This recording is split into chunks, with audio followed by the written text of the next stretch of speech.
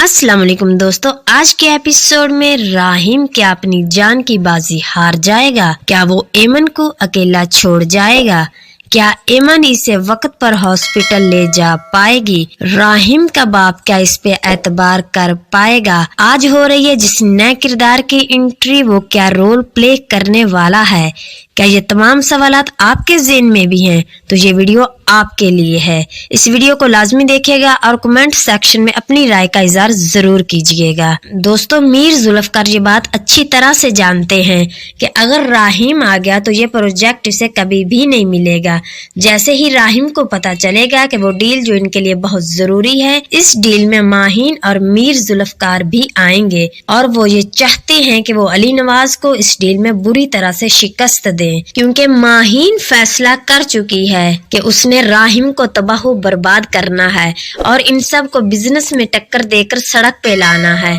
तो मीर जुल्फकार और माहीन प्लानिंग के तहत डील में पहुंच जाते हैं और चाहते हैं कि ये डील अली नवाज और राहिम दोनों बुरी तरह हार जाएं। राहिम का मामू इसे कॉल करता है और कहता है कि तुम्हारे बाप को इस वक्त तुम्हारी बड़ी जरूरत है। राहिम, तुम जल्दी से इस्लामाबाद से कराची वापस पहुंचो। तो राहिम कहता है, मैंने टिकट बुक करवा लिया है और हर हाल में अपने बाप के पास कराची पहुंच जाऊंगा, आप फिक्र नहीं करें। इधर राहिम अपनी तैयारी करता है, इसे हर हाल में कराची अपने बाप के पास पहुंचना है, क्योंकि ये वक्त ऐसा है जहां पर इसके बाप को अपने बेटे की सबसे ज्यादा जरूरत है। वो कोशिश करता है कि जल्द ही पहुंच जाए और एमन को बताता है कि मुझे कराची जाना है, इसलिए मेरी पैकिंग कर दो। तो एमन कहती है कि सिर्फ आप जाएंगे, मैं नहीं। तो राहिम इसको समझाएगा कि मुझे एक बिजनेस डील के लिए जाना है और जैसे ही वो डील हो जाएगी मैं वापस आ जाऊंगा। अगर वो डील हम हार गए तो हमारा सब कुछ खत्म हो जाएगा, इसलिए वो डील हमारे लिए बहुत जरूरी है। इतने में जैसे ही राहिम निकलने वाला होता है, एमन की तबीयत अचानक खराब हो जाती है। वो बेहोश हो जाती है, राहिम परेशान हो जाता है और एमन को संभालने में लग जाता है। इसी भागदौड़ में लेट हो जाने की वजह से फ्लाइट कैंसिल हो जाती है और इसकी फ्लाइट निकल जाती है। राहिम का बाप इसका इंतजार कर रहा होता है और मीटिंग शुरू हो चुकी होती है। तभी वहां पे माहीन और मीर जुल्फकार की एंट्री होती है। इधर आफिया राहिम के खिलाफ अली नवाज के कान भरती है। तब अली नवाज को राहिम पर बड़ा गुस्सा आएगा और वो आफिया को भी डांट देगा कि इस टाइम कौन सी बातें लेकर बैठ गई हो। मीर जुल्फकार मुझे यहाँ पे हराने के लिए आया है, तो ये इसकी सबसे बड़ी गलतफहमी है। ये डील मैं हर हाल में हासिल करके रहूंगा, मुझे इस वक्त डील की बहुत ज्यादा जरूरत है। वहाँ पे माहीन और मीर जुल्फकार मुकम्मल तैयारी करके आए हैं। फरूक कमाल राहिम को कॉल करेंगे कि राहिम, तुम कहाँ तक पहुँच गए हो, जल्दी आओ, तुम्हारी बहुत ज्यादा जरूरत है। तो राहिम माजरत करता है और कहता है कि एमन की तबीयत बहुत ज्यादा खराब हो गई है, इसलिए मैं नहीं आ सकता।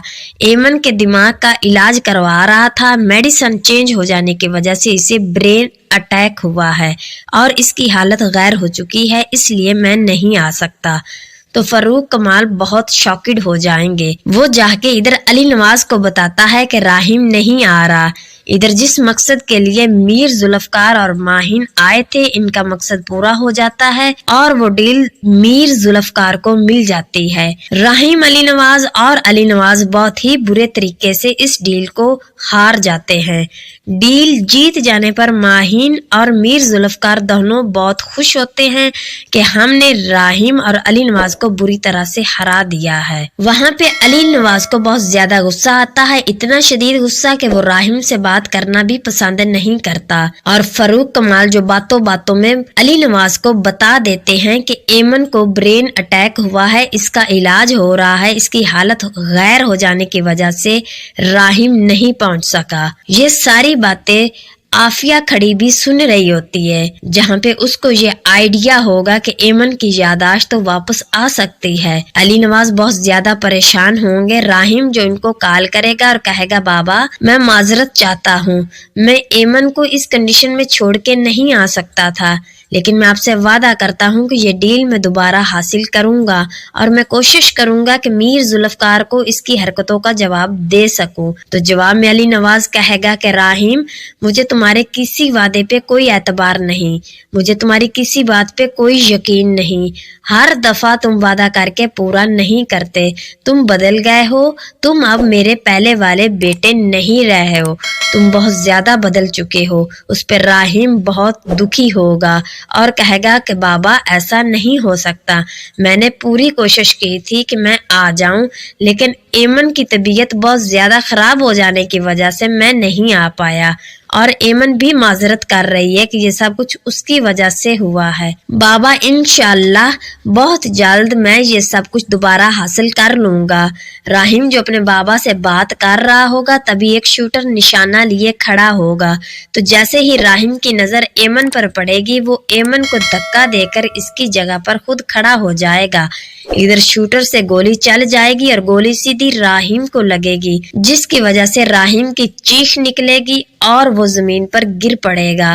ادھر علی نواز جو فون میں ساری آوازیں سن رہا ہوتا ہے وہ راہیم راہیم پکارتا ہے، لیکن راہیم جواب نہیں دے پاتا۔ ادھر ایمن چیخ رہی ہوتی ہے، رو رہی ہوتی ہے اور ہیلپ ہیلپ پکار رہی ہوتی ہے۔ وہ بہت زیادہ پریشان ہو جاتی ہے کہ اسے کچھ سمجھ نہیں آ رہا کہ وہ کیا کرے۔ تو دوستوں مجھے لگتا ہے تبھی اس نئے کردار کی انٹری ہوگی۔ آپ کو کیا لگتا ہے کمنٹ سیکشن میں بتائیے گا۔ ادھر علی نواز میر ذوالفقار کے پاس پہنچ جائے گا اور اسے بولے گا کہ تم نے اتنی گھٹیا حرکت کی ہے، میرے بیٹے پہ گولی چلوا دی ہے اور اسے مارنے کی کوشش کی ہے۔ تبھی ماہین بھی وہاں پہ آ جائے گی اور میر ذوالفقار کہے گا کہ علی نواز میں اتنا گھٹیا نہیں ہوں، نہ اس حد تک میں گر سکتا ہوں، میں بزنس میں تم لوگوں کو ضرور